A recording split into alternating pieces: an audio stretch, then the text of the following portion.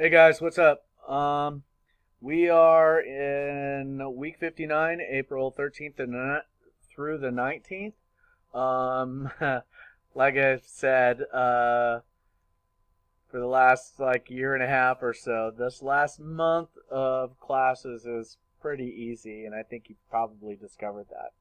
Thank you for being engaged and taking care of the stuff the last couple of weeks. This week, pretty much the same type of setup. We got a couple of lessons dealing with genre and Blade Runner, and we have the discussion. It looks like you guys, it's Monday, and you guys have already started writing stuff in the discussion, which is great. If you have any questions, of course, there's the weekly Q&A. Sarah, I responded to your question from last week.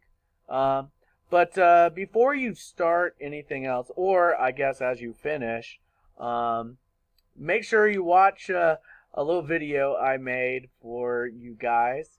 Um, I hope that you appreciate it or that you enjoy it because that's what it's for.